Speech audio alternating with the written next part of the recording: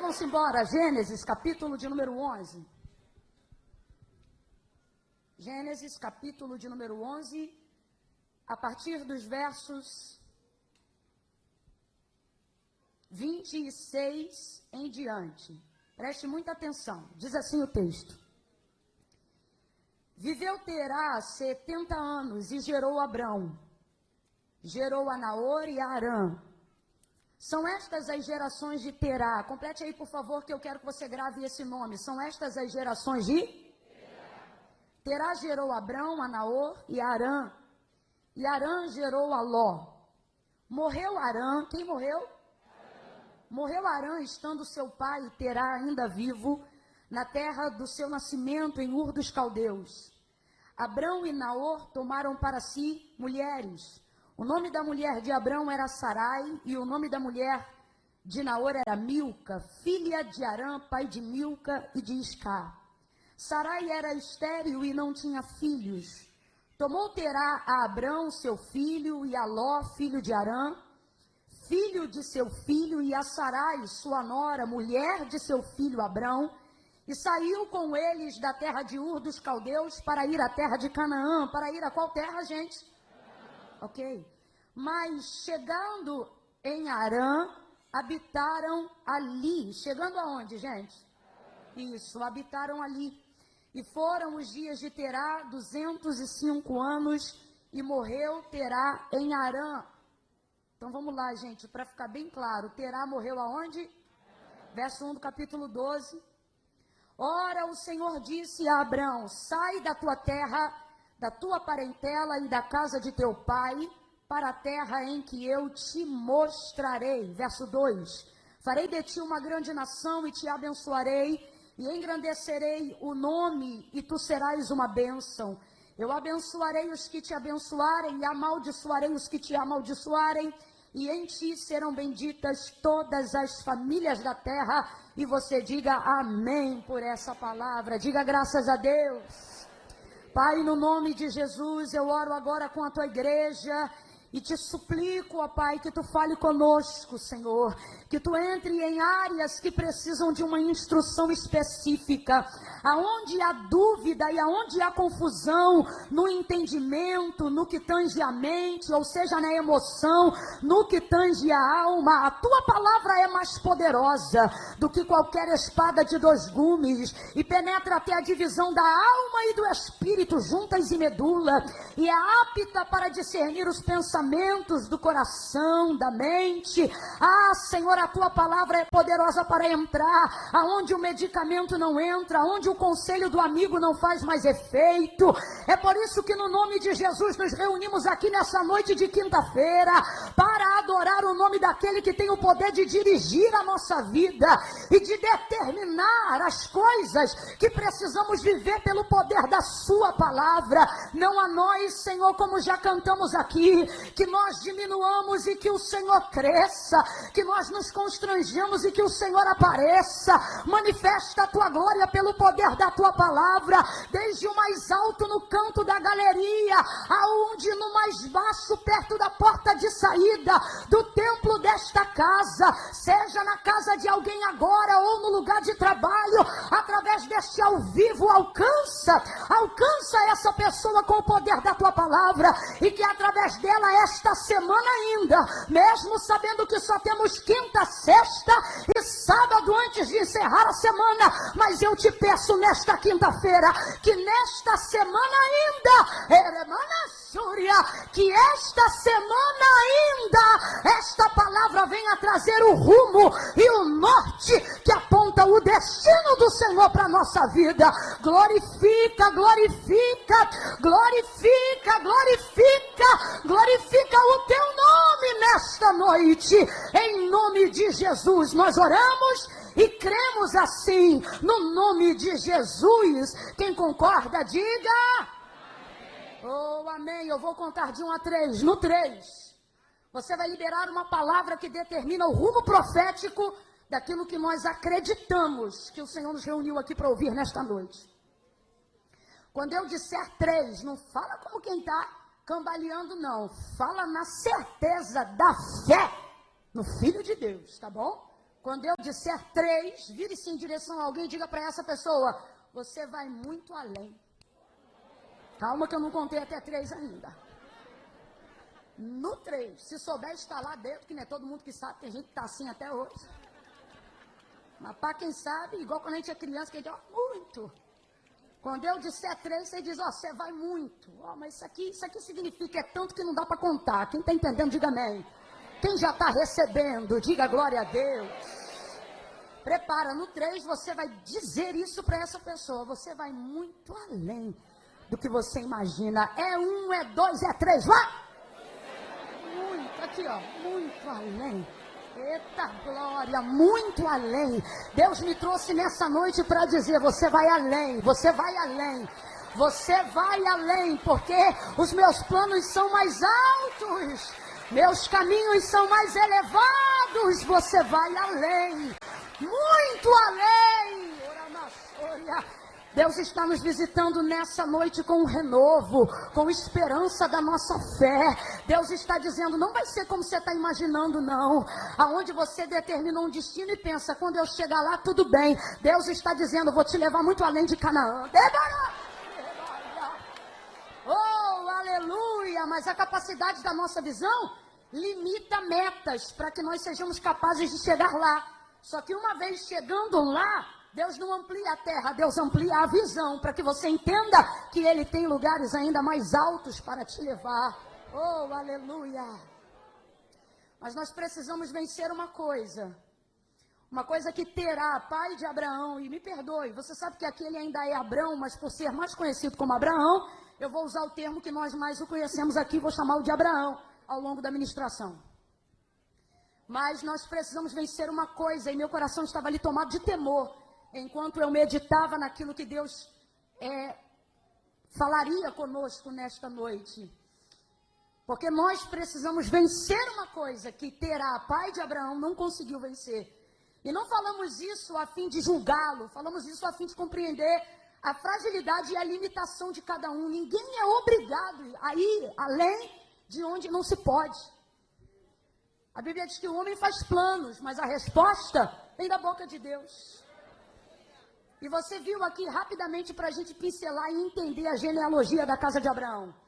Terá era pai de Abraão. Então responde rápido. Quem era Terá? Pai de Abraão. Abraão era seu primogênito, filho mais velho. Logo depois dele teve Naor, o irmão do meio. E em seguida Arão, filho caçula. Então vamos lá. Qual era o nome dos outros 2 irmãos de Abraão? E Arão era qual filho? O caçula, o mais novo da casa.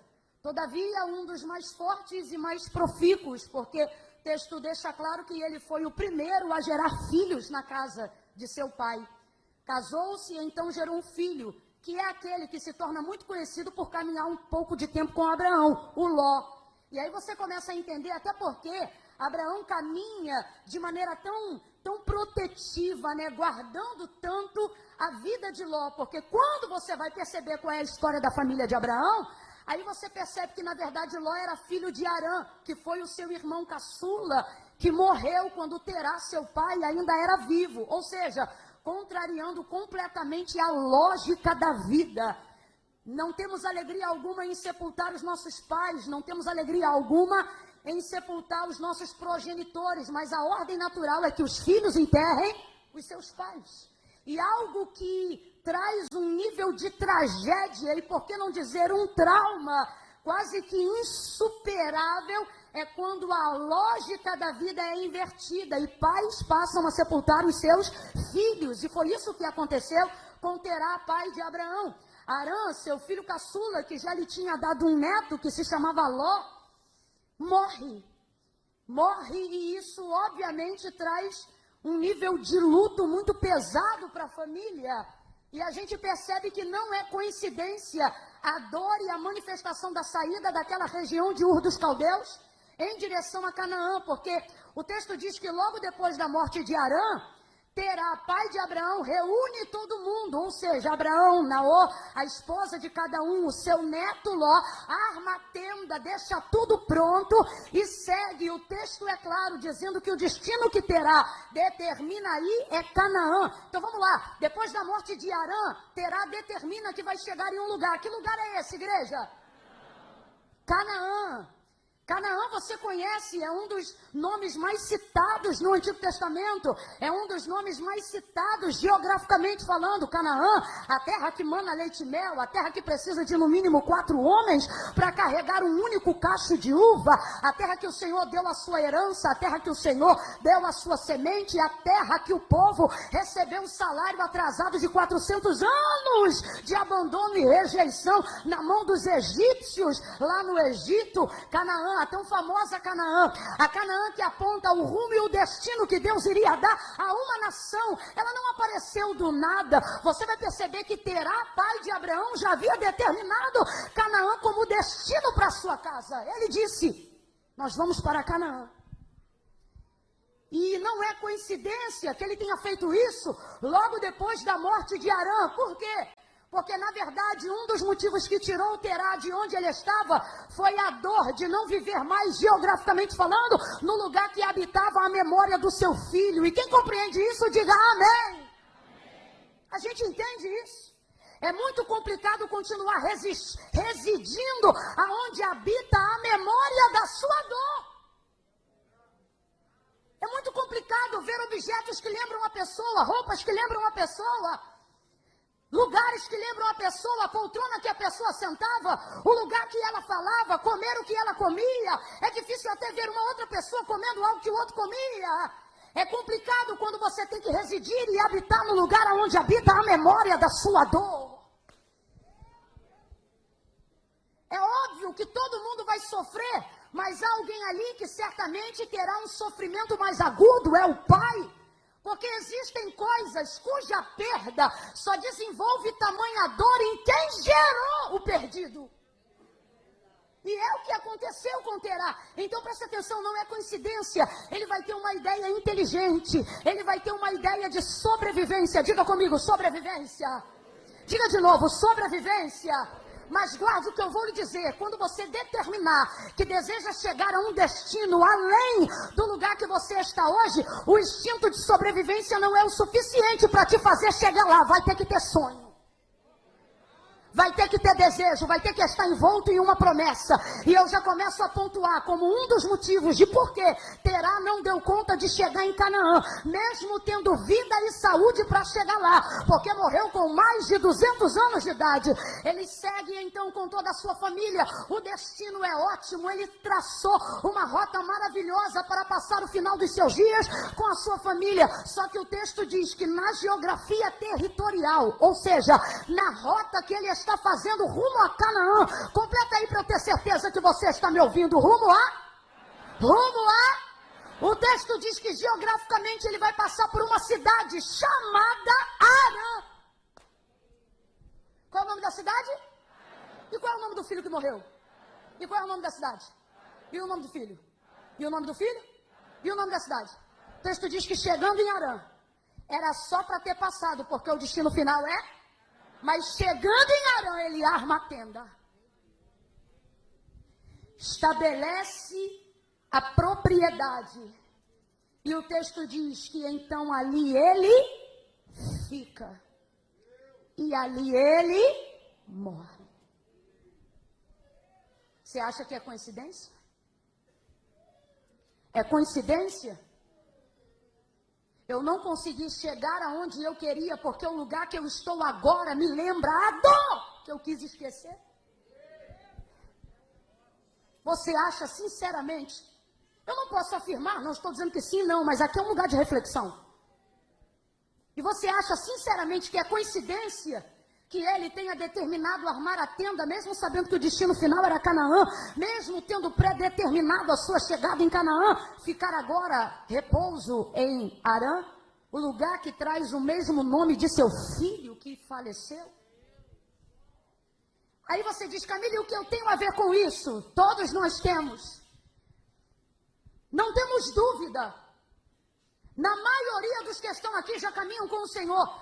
Nós não temos dúvida, na maioria das vezes, do lugar que já sabemos que vamos chegar. Existem pessoas aqui vocacionadas, existem pastores aqui que já dirigem igreja, existe gente aqui que trabalha na liderança de departamento, existe aqui chefe de família, que é ele que coordena a sua casa, gente que precisa ter uma perspectiva de futuro, gente que está aqui que é patrão, é chefe, tem funcionários, ou uma pessoa que está aqui lidera um setor de trabalho, ou como eu já disse, você talvez, assim como Abraão, tenha a tutela de um sobrinho, de um filho que não é seu, gente que precisa ter uma perspectiva mínima de futuro, porque precisa ir além, precisa avançar, precisa pensar no amanhã.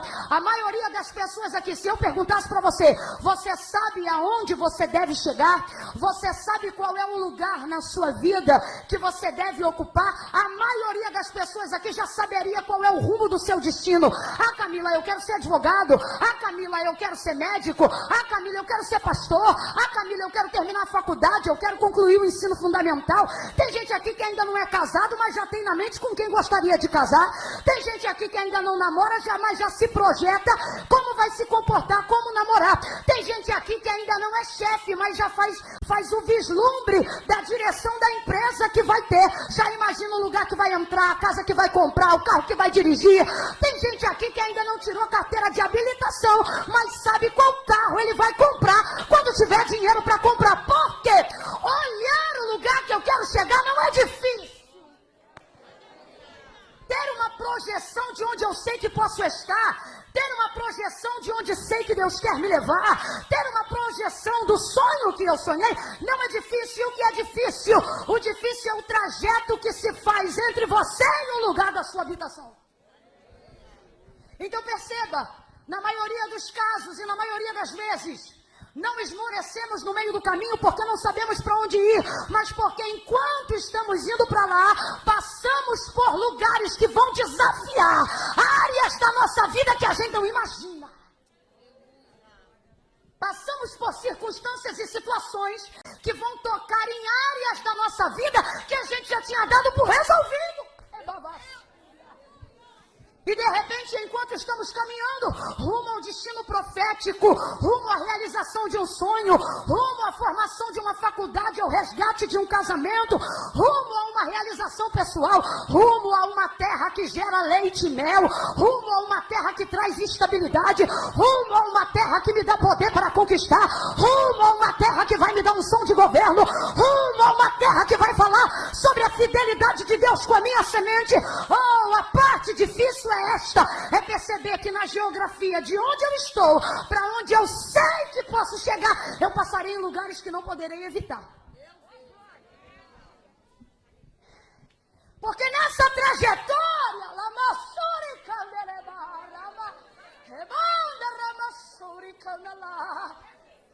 nessa trajetória vão aparecer coisas que não estão no mapa. Nessa trajetória vão aparecer coisas que o Waze não atualizou, que o Google Maps não falou. Nessa trajetória, a quimioterapia não vai mandar um telegrama. Nessa trajetória, alguém que vai morrer não vai mandar uma prévia. Nessa trajetória, o baú da memória do passado pode ser vasculhado em terras que eu não conheço, mas que vão falar do que eu já vivi. Quando Terá pisa em Harã, isso traz para mim nessa noite a reflexão de que entre o lugar que eu estou até o lugar que eu quero chegar, o problema não é saber aonde eu quero chegar, o problema é conseguir romper os desafios das terras, das cidades, das pessoas, das circunstâncias, até que eu consiga chegar lá. Mas há de Deus uma atmosfera profética. Oh, Camila, por que você está pulando? Porque eu não aguento ficar quieta quando transborda em mim a unção de algo profético. E Deus está dizendo, olhe para alguém agora e diga, mas você vai chegar. Você vai chegar. Você vai chegar onde seus pais não chegaram. Você vai chegar onde algumas pessoas Desenharam planos, mas não chegaram. Oh, meu Deus do céu! Oh, meu Deus do céu! Pastor Gesiel Lima, seu pai curou centenas. Deus, através da sua vida, vai curar milhares. Eu estou aqui declarando sobre a geração de filhos que estão ouvindo esta palavra. Davi deixou preparado, mas quem construiu foi Salomão. Deus está dizendo: eu não vou negligenciar o destino que seus pais deram, mas eu vou dar a você a capacidade de chegar lá e de passar por terras que eles ficaram estacionados. Olha para alguém aí agora e diga: você vai chegar, você vai chegar, ministre, diga: você vai chegar.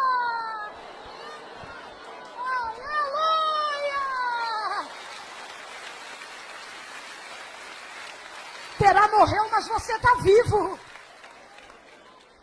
Quem já ouviu falar que sonhos não envelhecem? Quem aqui já viu reportagem de velhinha que casou depois de bem velhinha? E alguém pode pensar: que alegria tem agora, com os cabelinhos todo branco? Só que se a gente vasculhasse o coração dela, a gente ia compreender, porque Salomão disse que ninguém entende a alegria no íntimo, nem a tristeza. Tem coisa que só sabe quem sente. Por quê? Porque os lugares que Deus tem para nos fazer herdar não tem a ver com chegar lá. Tem a ver que quando você chega, o nível de alegria da chegada depende da sua consciência do que você para chegar lá. Entende isso? Terá morreu, mas você está vivo. É muito simples, mas é muito forte.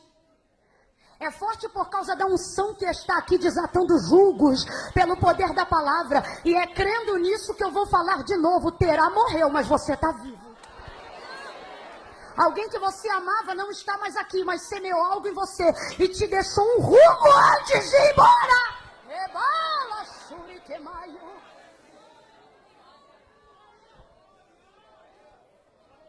Você não vai poder carregar a geografia dessa dor muito tempo.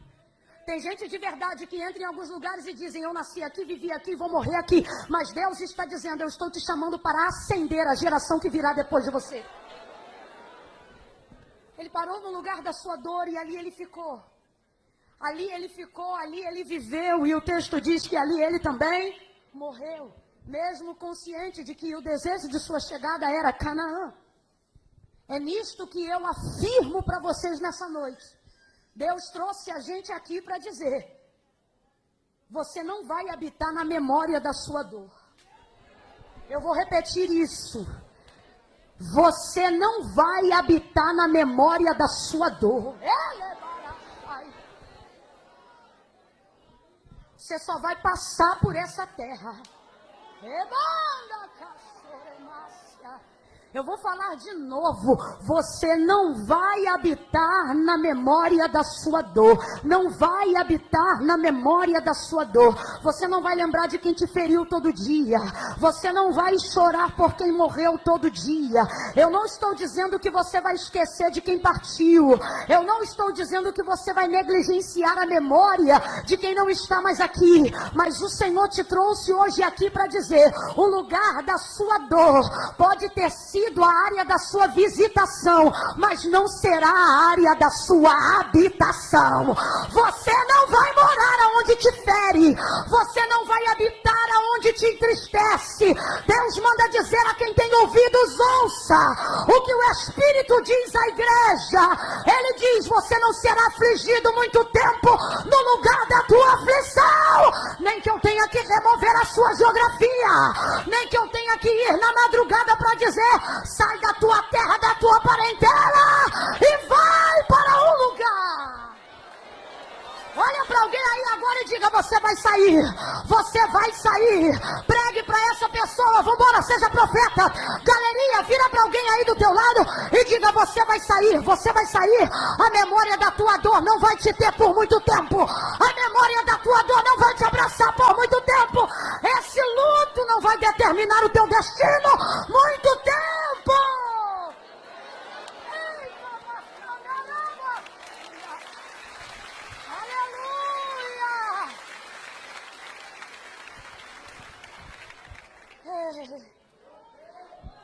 Há dores que devem ser respeitadas.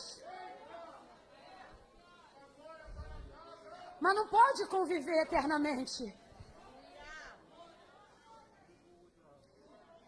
Agora perceba, é triste o que eu vou dizer, mas é verdade, e a verdade liberta, e é isso que me dá ânimo de falar. Foi o pai de Abraão que determinou sua chegada em Canaã. Ele não chegou, porque parou estacionado num lugar que lembrava o nome do filho que morreu, do seu luto e da sua dor. Mas mesmo assim o texto afirma, e a gente lê ainda antes de encerrar, no verso 8, se não me engano, que Abraão chegou. Oh, alguém me ouviu, aleluia. Abraão chegou. Agora perceba, é muito ruim perder na viagem quem estava indo contigo para o mesmo lugar. Agora perceba que a perda seja de Arã, porque preste atenção, Terá perdeu Arã, mas Abraão perdeu Arã e Terá. Existem lugares mais longínquos que Deus determinou para pessoas mais resistentes. Agora ouça isso. Abraão perdeu Terá, Abraão perdeu Arã, mas mesmo assim chegou em Canaã. Terá pessoas que começam na caminhada com você. Camille, aonde que começa a dificuldade e o desafio da geografia em direção ao milagre? Quando eu percebo que quem começou caminhando comigo não estará mais comigo na caminhada. E ao invés de Deus dizer, descansa, Ele diz, vem e caminha. É complicado quando Deus não altera a rota do destino só porque você não tem mais a caravana que tinha. É complicado quando a caravana muda, mas o destino não muda. É complicado quando as pessoas mudam, mas o destino não muda. Quem está entendendo começa a aplicar isso na própria vida. Bota essa mente para funcionar. É complicado quando o ciclo de amizades muda, mas o destino é o mesmo. É complicado quando o ciclo de relacionamentos muda, mas o destino é o mesmo. É complicado quando em quem você se apoia muda, quando os esteios da sua vida mudam, quando os amigos da sua vida mudam, quando os parentes da sua vida mudam. É complicado quando tudo muda e você pensa, se mudou a circunstância, Deus vai mudar o destino. É complicado quando Ele diz, a circunstância da tua vida não muda o destino que eu determinei da tua chegada. Então continue caminhando. Aí Ele chega para Abraão e diz, sai. A primeira palavra que manifesta a identidade de Deus quando se revela a Abraão não é vai, a primeira palavra é abre essa boca, finge que está expulsando um demônio e fala com autoridade. A primeira palavra é até caiu uns 20 agora. Mas vamos lá, no caso de Deus e Abraão, a primeira palavra que Deus manifesta a Abraão está num verbo de caráter imperativo. Ele diz, sai. Meu Deus. Porque às vezes nós estamos na memória da nossa dor. E a gente pensa, quando Deus me der uma direção, eu saio daqui.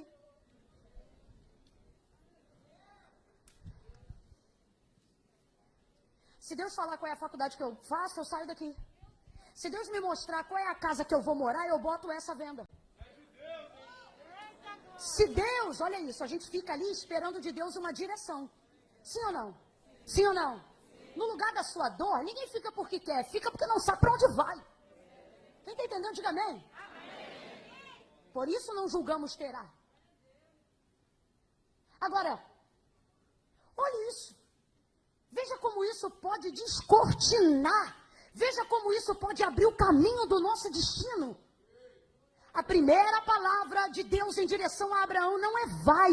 A primeira palavra de Deus em direção a Abraão é? É como se do lado de cá, na memória da nossa dor, a gente ficasse aqui dizendo, Deus, se tu der uma direção, eu saio. E é como se do lado de lá, onde Deus habita, Ele dissesse, se você sair, eu digo. Quem está entendendo? Ele manda cana e promete. É como se todas as vezes, no lugar da nossa dor, a gente esperasse de Deus um vai. Deus, vem aqui e me manda ir. Deus, vem aqui e me leva. Deus, vem aqui e me tira. Deus, vem aqui e me resgata. Deus, vem aqui e me aponta o caminho. E é como se Deus dissesse, sai daí que eu te resgato. Sai daí que eu te aponto um caminho. Sai daí que eu te dou um destino. Tem muitos profetas que precisam ouvir isso nessa noite. Tem gente que está em casa agora que precisa ouvir isso nesse momento.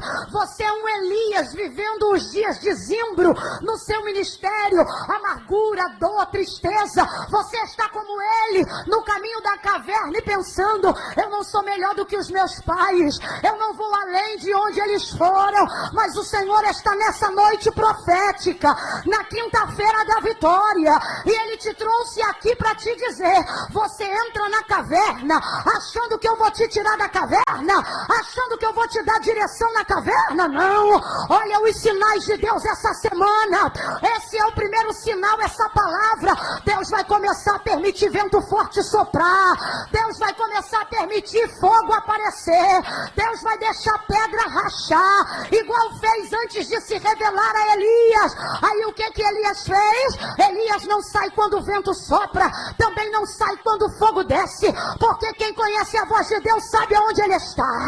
Aí ele vai ouvir uma voz mansa e delicada. Nessa altura o texto diz que ele já está com a capa cobrindo o rosto. Aonde, irmãos? Na entrada da porta da caverna. Deus vai dar para ele uma direção ministerial, sim ou não? Vambora, meu povo, sim ou não? Mas antes da direção vir, a primeira palavra que sai da boca de Deus em direção a Elias é: sai desta caverna, ponte de pé neste monte, porque eu falarei contigo. Você diz, Deus, se o Senhor me der uma direção eu faço, e o Senhor está dizendo, ei, se você me obedecer, considere feito, mas sai primeiro. Sai. É você que vai ter que olhar para as suas memórias e dizer, a partir de hoje, eu possuo vocês, mas vocês não me possuem nunca mais. É você que vai ter que olhar para as lembranças que te ferem e dizer, eu não vou mais esquecer de vocês, mas vocês não vão me possuir nunca mais. Comece a entender agora. Porque Deus vai exteriorizar do lado de fora da vida e da realidade de Abraão uma obra que Abraão precisou permitir acontecer primeiro do lado de dentro, acerca das suas memórias. Ou seja, aquilo que ele era capaz de setorizar do lado de dentro, de neutralizar do lado de dentro, ia dar a ele a força que ele precisava para largar o que fosse do lado de fora. Quando você não consegue abrir mão, seja de lugares ou de pessoas dos quais Deus já disse, sai. O problema não é abrir mão do lado de fora, o problema é porque ainda está apegado aonde? Aí você diz, eu não ligo para isso. E às vezes não liga mesmo, o problema é o quanto as suas emoções ligam para isso. Por exemplo, existem coisas que Deus ameaça, que vai tirar de nós, mas na verdade depois nem tira. Ele fez isso com Abraão uma vez mais, depois que Isaac já era nascido, mais de 25 anos depois desse encontro, muito mais. Lembra quando ele disse a Abraão, me dá o teu filho, o teu único filho, a quem tu tanto amas.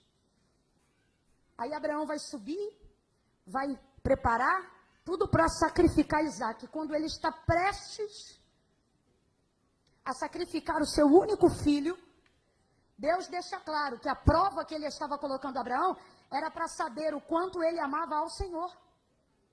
Agora preste atenção, o Senhor onisciente, criador do universo e de tudo que nele existia, não sabia quem era Abraão? Sabia ou não sabia? Não sabia o que Abraão já ia fazer antes de fazer? Não sabia quem Abraão ia escolher antes de que fosse escolhido? Sabia ou não sabia, gente? Não tenha preguiça de responder, sabia ou não sabia? Mas então por que fez Abraão passar essa prova? Porque tem coisas que Deus já sabe, mas Ele nos faz passar a prova não para Ele saber, para que nós saibamos o que nos possui e o que não nos possui. Então preste atenção, quando Abraão ia sacrificar Isaac, a voz de Deus bradou dizendo, não, faça isso. Agora eu sei que tu temes a mim. Aí eu te pergunto de novo, mas Deus já não sabia? Sabia ou não sabia? Mas era Abraão que precisava saber. Lembra quando ele chamou a samaritana e disse assim, traga-me aqui o teu marido? Jesus sabia ou não sabia que ela não tinha marido? Sabia ou não sabia? Mas mesmo assim disse, traga ele aqui. Por quê? Porque ele sabe que ela não tem. É ela que precisa admitir que não tem.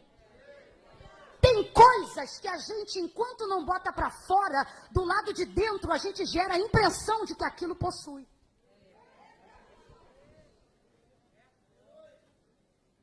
Ouça isso. Agora o Senhor aparece a Abraão na memória da sua dor, da casa de seu pai, da casa de seu irmão mais novo. Na memória de seu irmão mais novo. E diz assim para ele, sai! E aí agora você começa a entender que não é só uma questão de terra do lado de fora. É uma questão de posse do lado de... Vai ouvindo isso aí, volta para o sacrifício de Isaac para você entender. Quando então ele estava prestes a matar o menino, a sacrificar o menino, Deus bradou. Agora você vê, isso significa que obviamente Deus não ia aceitar, Deus não ia fazer aquele sacrifício. O único sacrifício de morte humana que ele recebeu foi o que ele mesmo fez. Não tem Deus como o nosso Deus. Os deuses dos outros pedem os outros, o nosso Deus entrega a si próprio.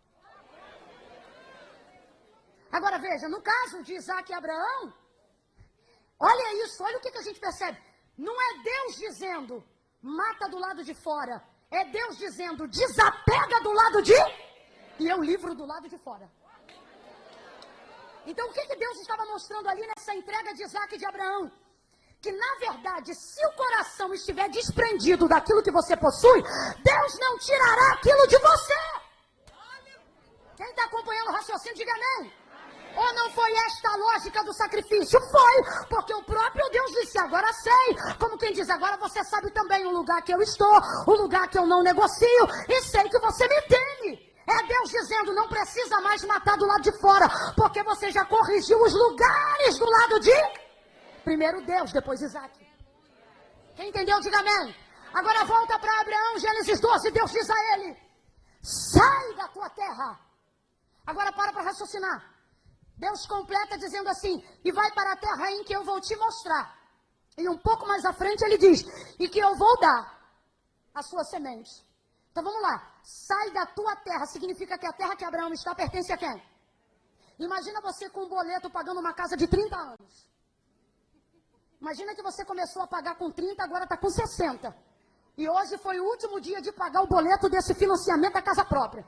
Imagina que você está aqui nesse culto, nessa noite, oferecendo a Deus ações de graça. Pelo quê? Irmã Camila, hoje eu estou quitando uma casa que eu financiei há 30 anos. Diga aleluia! Agora imagine Deus vindo nesse culto e dizendo para você, sai da tua casa. Olha o que ele está pedindo para Abraão. Sai do lugar que é seu. E vem para um lugar que eu vou te mostrar. Se eu vou te mostrar, significa que o lugar é? E se eu vou te dar, eu só posso te dar o que é? Então vamos traduzir o texto? Deus está dizendo, sai do que é e vem para o que é? Você está dando aleluia porque é crente, mas eu quero que você se imagine na cena de Abraão. Vendo o boleto dos 30 anos pago e Deus dizendo, larga isso aí. E vem para onde? Não vou falar agora, só vem. Mudou glória, né? Já começou misericórdia. Agora você entendeu. Nas entrelinhas, para a gente falar grosso modo, o que Deus está dizendo? Sai do que é seu e vem para o que é. Isso é difícil. Porque poucas coisas dão para a gente tanto poder de identidade quanto aquilo que a gente possui. Meu filho, meu carro. Eu tenho tanto temor disso que eu tenho um vício de linguagem ministerial. Todas as vezes que eu vou falar sobre o ministério, ou seja, o ofício da palavra que eu pratico, eu não consigo, pode pensar que é pieguice, hipocrisia, o que for, é coisa minha. Eu não consigo dizer assim, meu ministério, eu só consigo dizer o ministério que o Senhor me confiou. Porque eu procuro trabalhar sobre a seguinte ótica, não sou eu que possuo o ministério, é o ministério que me possui. Mas isso é diferente, porque isso é para revelar a identidade de Deus em mim, e não a minha nele. Por isso eu trato assim. Agora, pega uma mãe e veja ela. Mãe tem dificuldade de dizer nome de filho, porque antes do nome primeiro vem a posse. Ela não apresenta, este aqui é o fulano. Nunca uma mãe faz isso, ela diz, tá aqui, meu filho. Tipo, você fica sem saber o nome, pode fazer o teste. A mãe, ela chega, fulano tá aqui, se canta os parentes, ela dá nome. Fulano tá aqui, meu não sei o quê, fulano, não sei o que lá, agora tá aqui, quem é esse? Esse é meu filho. Eu brinco com as irmãs, quando elas vêm me apresentando os filhos, eu digo, filho da fulana, vem aqui, porque não tem nome, só tem posse.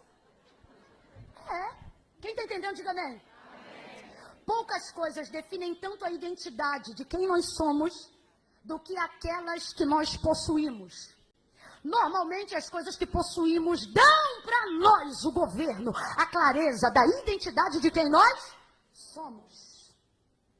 Preste atenção nisso. Agora Deus está pegando uma coisa que é de Abraão. O quê? A terra. Complete aí, eu já estou encerrando. O quê? Abra a boca, crente. O quê? Calma que tu ainda vai pegar um pedacinho. O quê? A terra.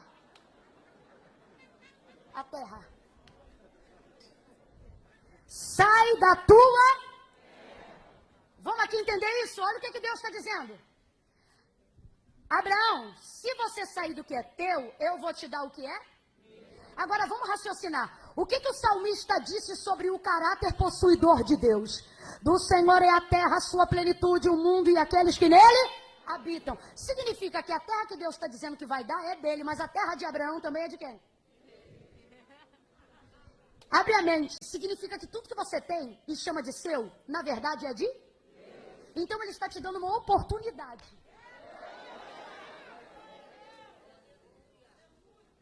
De que seja entregue diante dele aquilo que na verdade ele já possui. Mas para não roubar de ti a identidade do que você construiu, para não negligenciar o tempo do seu cuidado, para não rejeitar o tempo da sua entrega, do seu pagamento, do seu cuidado com seus filhos, do seu labor com a sua empresa, ao invés de tomar, ele diz, dá. Ou deixa. E vem para o que é meu. E o que é seu? Você não vai saber agora. Mas só que tem uma garantia. Qual? Eu não sei o que é, mas eu sei que será. Porque ele não é homem para que minta, nem filho do homem para que se arrependa.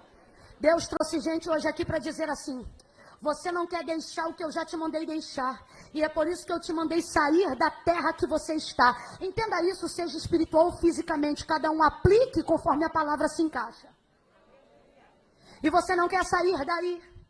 Só que o Senhor está dizendo duas verdades. Primeiro, na verdade isso não é seu só porque você está aí. Porque tudo que você tem pertence a mim. E a segunda coisa, aquilo que você estiver disposto a deixar é o que mais Deus vai te dar. Deus deu a Abraão um filho, muitas promessas e um legado espiritual que repousa sobre nós até o dia de hoje. Mas fisicamente falando, nenhum homem possuiu tanta terra quanto Abraão, nem Jó. Nenhum homem teve tanta possessão territorial quanto Abraão. A coisa com Abraão foi crescendo a tal ponto que por fim Deus já não dizia, pisa com a tua perna ou toma com a tua mão. Por fim Deus dizia, levanta a cabeça, olha para a banda do sul, para a banda do norte, para a banda do oriente e para a banda do ocidente. Aí ele diz, porque aonde você puder ver, eu vou dar essa terra por possessão a você e a sua semente. Olha o que Deus está dizendo para Abraão. Abraão, eu vou te dar tanta terra, tanta terra, tanta terra, que aonde o teu pé não pisar, o pé dos teus filhos vão pisar, os filhos dos teus filhos vão pisar, e assim vai ser necessário para que essa terra seja tomada por ti. Ele diz, conta as estrelas se é que as pode contar. Ele disse, assim como alguém não pode ter a conta dos grãos de areia que povoam o mar, assim eu vou multiplicar a tua descendência e vou dar a ela uma terra. Completa e grita bem forte para a gente encerrar junto. Eu vou dar a ela uma terra. O que Deus mais deu a Abraão, fisicamente falando, foi terra. Agora vai ver por quê. Ninguém que se há registrado no texto sagrado peregrinou andando mais de 25 anos até uma promessa cumprida. O que isso significa? Significa que ele chegava numa terra, Deus dava a terra para ele. E depois ele morava ali, porque Deus permite com que algumas pessoas cometam alguns erros. Não para a gente repeti-los, mas para a gente jamais cometê-los de novo. Ele nunca estacionou posse na terra do lugar que ele recebia. Ele recebia, erguia um altar. Depois que o altar erguia, ele pegava as coisas dele e ia para outro lugar. E o texto diz, verso de número 6. Perdão. Verso 9. Depois continuou Abraão. Depois de quê? Depois de chegar em Canaã. Depois de quê? Depois de pisar em Siquém. Depois de quê? Depois do Carvalho de Moré. Depois de quê? Depois de Betel. Depois de quê, Camila? Depois de seguir ao Oriente. O texto diz que ele foi indo. Aí olha como está escrito o verso 9, gente. Depois continuou Abraão. Diga comigo, continuou. Diga forte, continuou. Diga assim, depois. Diga depois. Continuou. Tem gente que depois, não vem o depois, porque ele para no depois. Depois que acabar isso eu descanso. Depois que acabar isso eu paro. Depois que Abraão não, depois disso eu continuo. Depois disso eu continuo. Depois disso eu vou mais um pouco. Depois Abraão seguiu o seu caminho. Olha que coisa linda, gente. O verso diz assim, olha, e foi seguindo sempre. Mag, corre aqui, rapazes, corre aqui. Não é para correr, vambora. E foi seguindo sempre. Diga agora para fechar o que você disse quando iniciou. Olha para quem está do teu lado e faz de novo. Diz, você vai muito além. Você está achando que... Você está achando que leite e mel vão me seduzir? Você está achando o quê? Que depois que eu conquistar a casa própria... eu vou parar de trabalhar ou de fazer o que eu fui chamada para fazer? Eu não faço o que faço pela terra. Ouça isso, igreja. Quem me ouve, diga amém. Sai da tua terra e vem para essa terra que eu vou te mostrar. Aonde ele pisava, Deus dava. E aonde Deus dava, ele saía. Eu vou falar rasgado e todo mundo vai entender. Olha o que Deus está dizendo. Tudo aquilo que eu te der, você deve possuir aquilo, mas aquilo jamais